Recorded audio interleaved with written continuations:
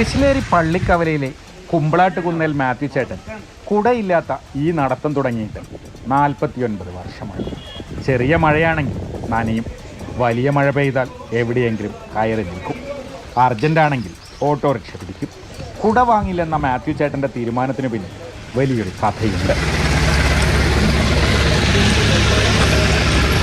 975 മുമ്പ് കുട ഉപയോഗിച്ചുകൊണ്ടിരുന്നവനാണ്.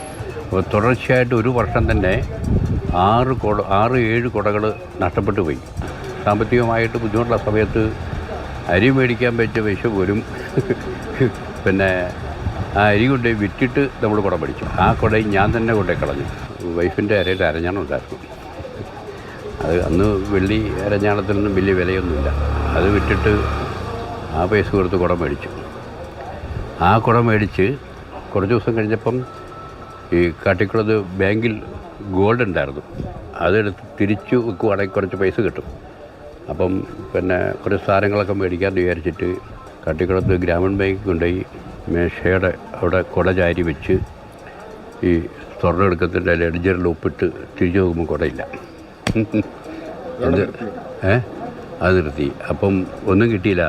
ക്രിസ്ത്യാനിയാണെങ്കിലും സൂര്യഭഗവാനെ കിട്ടി. സത്യം പറയാൻ ഈ സൂര്യഭഗവാനാണ് സത്യം. ഇനി ജീവിതത്തിൽ ഞാൻ കുടം മേടിക്കാറുള്ളത് ഒറ്റ സത്യ. 975 ജൂലൈ മാസം 22-ാം തീയതി രാവിലെ 11:30 അന്ന് സത്യം ചെയ്താൽ. പക്ഷേ ഇന്ന് ഞാൻ കുടയെടുത്തില്ല. കുട കടയിൽ എടുത്ത് വിൽപ്പനയ്ക്കുള്ള കുട എടുത്ത് കൊടുക്കാമെന്നല്ലാതെ ഞാൻ കുട കൂടി പോയിട്ടില്ല. മഴ നനയും, ഇഷ്ടംപോലെ മഴ നനയും. മഴ നനഞ്ഞിട്ട് സാധനം മേടിക്കുന്ന കടയിൽ പോയിട്ട് ഷർട്ടും മുണ്ടും പിഴിഞ്ഞ് കുടഞ്ഞിട്ട് വീണ്ടും ഇട്ടിട്ടുണ്ട് അവിടുന്ന്. പള്ളിക്കവലയിലെ വീടിന് മുന്നിൽ തന്നെ മാത്യു ചേട്ടനൊരു കടയുണ്ട്. കടയിലേക്ക് സാധനമെടുക്കാൻ മാനന്തവാടി ടൗണിലേക്കുള്ള യാത്രയിൽ കൂടെയില്ലാതെ തന്നെയാണ്. മാതൃഭൂമി ന്യൂസ്, വയനാട്.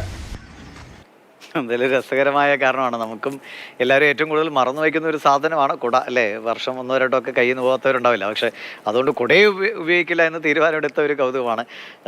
കമലുണ്ട് നമുക്ക് വയനാട്ടിൽ നിന്ന്. കമലേട്ട, ഇത് വല്ലാത്തൊരു തീരുമാനമാണ്, മാറ്റത്തിന് സാധ്യതയില്ലാത്ത, അല്ലേ?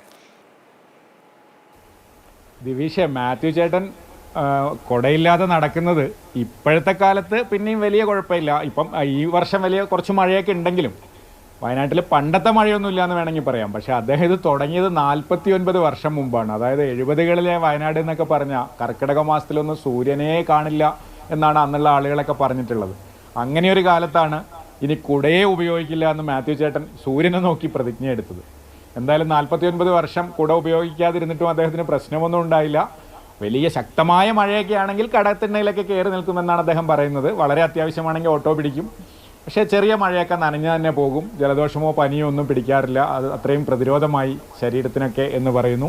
അദ്ദേഹം തൃശ്ശേരി പള്ളിക്കവലയിലാണ് താമസം. അവിടെ ഒരു കടയുണ്ട്. അപ്പോൾ കടയിലെ സാധനങ്ങളൊക്കെ എടുക്കാൻ മാനന്തവാടി ടൗണിലേക്കൊക്കെ പോകും. പക്ഷേ ടൗണിൽ കൂടെയൊക്കെ അദ്ദേഹം ഇങ്ങനെ മഴ നനഞ്ഞ് നടക്കും. ആരും കുട വേണമെന്ന് ചോദിക്കില്ല. എല്ലാവർക്കും അദ്ദേഹത്തിനെ അറിയാം എന്നാണ് പറയുന്നത്. ഈ പറഞ്ഞതുപോലെ വലിയ മഴ പെയ്യുകയാണെങ്കിൽ കയറി നിൽക്കും, അല്ലെങ്കിൽ എന്തായാലും നനഞ്ഞ് നടക്കുമെന്ന് തന്നെയാണ് അദ്ദേഹം പറയുന്നത്. മാത്യു ചേട്ടന് വേറെയും കുറേ പ്രത്യേകതയുണ്ട്. അദ്ദേഹം ഒരു ആനവണ്ടി ഫാനാണ്. ഇപ്പോഴത്തെ ഭാഷയിൽ പറഞ്ഞാൽ അദ്ദേഹം KSRTC ബസ്സിലെ യാത്രയേ ഉള്ളൂ.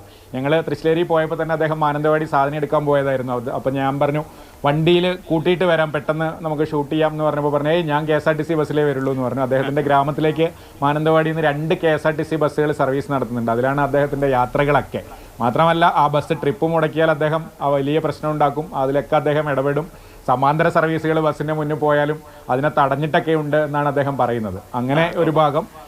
മറ്റൊരു രഹസ്യം കൂടെ, ഏതായാലും മാത്യു ചേട്ടനെ പറ്റി നമ്മൾ ഇത്രയൊക്കെ പറഞ്ഞു അല്ലേ? മഴയത്ത് കുട എടുക്കാതെ നടക്കുന്നു. അതായത് ആ ഭാര്യയുടെ അരഞ്ഞാണം വെച്ച് വരെ കുട വാങ്ങി അതും നഷ്ടപ്പെട്ടു പോയപ്പോഴാണ് മാത്യു ചേട്ടൻ അങ്ങനെ ഒരു പ്രതിജ്ഞയൊക്കെ എടുത്ത് കുട വേണ്ടാൻ തീരുമാനിച്ചത്. ഇനി വേറൊരു രഹസ്യം കൂടെ പറയാം. മാത്യു ചേട്ടൻ എന്നോട് ചോദിച്ചു, എന്നെ കണ്ട എത്ര പ്രായം തോന്നുന്നു ചോദിച്ചു. അപ്പം ഞാൻ പറഞ്ഞു, ഒരു 60 വയസ്സ് പരമാവധി. അപ്പോൾ അദ്ദേഹം പറഞ്ഞു, അദ്ദേഹത്തിന് 78 വയസ്സ് പ്രായമുണ്ട്. അദ്ദേഹത്തെ കണ്ട ഒരിക്കലും അത്രയും പ്രായം പറയില്ല. എന്തായാലും നമ്മളത് TV കൂടെ വെളിപ്പെടുത്തി അദ്ദേഹത്തിന് 78 വയസ്സായിരുന്നു. അദ്ദേഹം തന്നെ എന്നോട് പറഞ്ഞതാണ്. അദ്ദേഹത്തിന്റെ നടത്തവും അല്ലേ, ചുറുചുറുക്കൊക്കെ ആയിരിക്കും അദ്ദേഹത്തെ ഇങ്ങനെ നിർത്തുന്നത്. എന്തായാലും അദ്ദേഹത്തിന് എല്ലാവിധ ആശംസകളും. ഇടയ്ക്ക് കുട എടുക്കാന്നുള്ള തീരുമാനമൊക്കെ ഒന്ന് മാറ്റാം, കുഴപ്പമൊന്നുമില്ല.